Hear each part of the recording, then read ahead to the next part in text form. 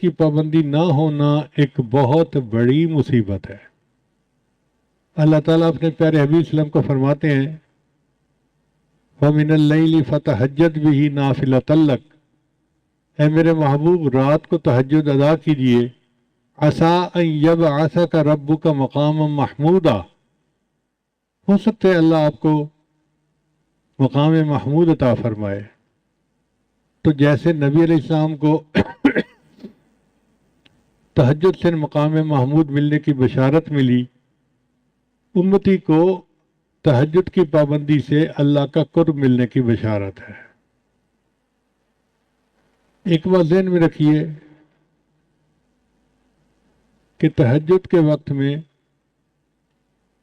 فرشتے ان بندوں کی فہرست بناتے ہیں جو اللہ سے محبت کرنے والے ہیں۔ اب اگر ایک دن تہجد مس ہو گئی تو لسٹ میں سے نام نکل گیا، پھر دوسرے دن مس ہو گئی تو پھر نام نکل گیا۔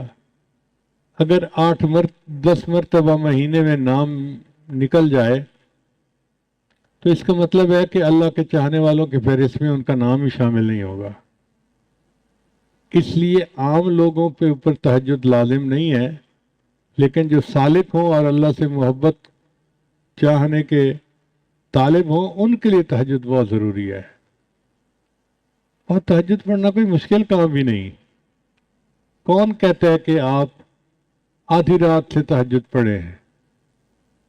عادت بنائیں کہ اذان ہونے سے آدھا گھنٹہ پہلے اٹھنا کی عادت بن جائے۔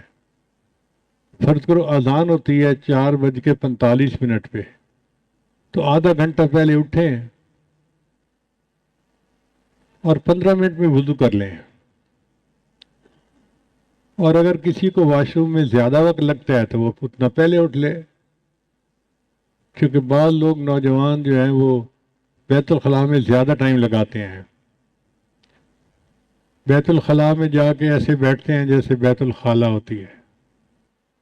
تو 15 منٹ میں وضو کر کے جو آخری 15 منٹ ہیں بس اس میں 4 رکعت ہلکے پڑھ لیں۔ پہلی 2 رکعت قل یا ایھا الکافرون اور قل واللہ احد کے ساتھ، اور دوسری 2 رکعت جتنا اللہ توفیق عطا فرمائے۔ سورہ یاسین شریف پڑھیں اور سورتیں پڑھیں جو یاد ہیں، بس یہی تہجد ہے۔ آج کے دور میں جو بندہ یہ عمل کر لے گا تہجد ہو جائے گی۔ پھر اس کے بعد فجر کا وقت ہو جائے گا تو فجر پڑھیں اور باقی معمولات فجر کے بعد کریں۔ اگر آپ کہتے ہیں جی نیند پوری نہیں ہوئی تو فجر کے بعد پھر سو جائیں۔ پہلے دور میں تہجد بین النومین ہوتی تھی اور آج کے دور میں فجر بین النومین ہوتی ہے۔ لیکن تہجد کی بہرحال پابندی ہونی چاہیے، حاضری لوگ نہیں چاہیے۔ ہمارے حضرت فرمایا کرتے تھے مزدور سارا دن مزدوری کرتا ہے، جب شام کو اجرت ملنے کا وقت ہوتا ہے تو اس وقت وہ حاضر ہوتا ہے، غیر حاضر نہیں ہوتا۔ اسی طرح سالک کو تہجد کے وقت روزینہ ملتا ہے اللہ کی طرف سے، تو وہ کیسے اس وقت سویا ہوا ہو سکتا ہے؟ جنید بغدادی رحمۃ اللہ فرمایا کرتے تھے کہ سب کا شکر آمات اڑ گئے، آخری رات کے چند نفل کام آ گئے۔ تو یہ آخری رات کے چند نفل جو ہیں یہ انتہائی ضروری ہیں۔ اللہ تعالیٰ ہمیں باقاعدگی کے ساتھ تہجد پڑھنے کی توفیق عطا فرمائے۔ جو تہجد میں رکاوٹیں ہیں ان میں سب سے پہلی ہے بد نظری، اور دوسرا ہے ایسی چیزیں کھانا بازار کی کہ جن میں حلال حرام کی ملاوٹ ہو، تو اس سے پھر انسان تہجد سے محروم ہو جاتا ہے۔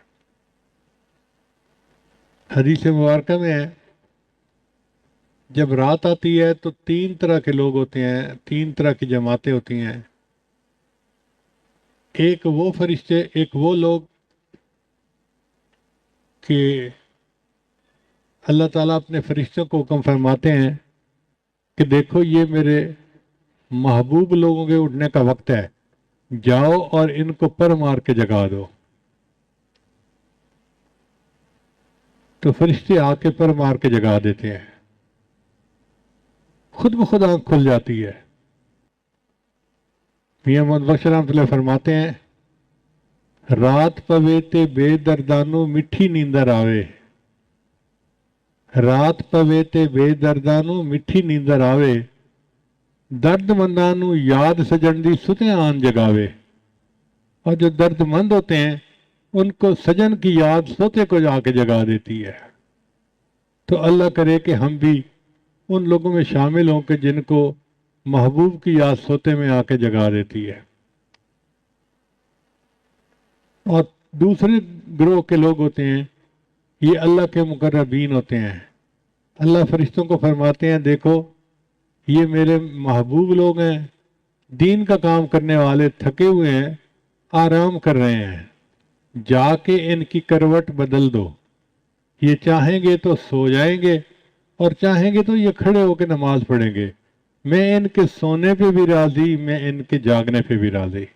یہ ایسا ہی ہے کہ جیسے کوئی کاریگر آئے اور اس کا ہتھیار جو ہے وہ ٹھیک کرنے کی ضرورت پڑ جائے تو وہ اپنے مزدوری کے وقت میں اپنے ہتھیار کو ٹھیک کرتا ہے اور اس کی مزدوری کاٹی نہیں جاتی کہ اتنا وقت آپ نے کام نہیں کیا۔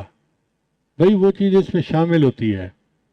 اسی طرح جو لوگ دین کا کام کرنے والے ہیں تو وہ بھی ایسے ہی کریں کہ دین کا کام کریں اور اللہ تعالیٰ ان کے جاگنے پہ بھی راضی، ان کے سونے پہ بھی راضی۔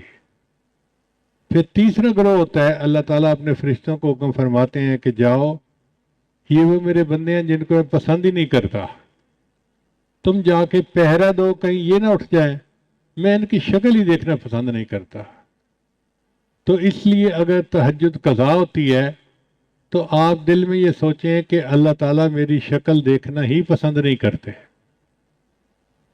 اور کوشش کریں کہ باقاعدگی کے ساتھ، اہتمام کے ساتھ تہجد پڑھیں۔ وہ چند لمحے تو 24 گھنٹے کا نچوڑ ہوتا ہے۔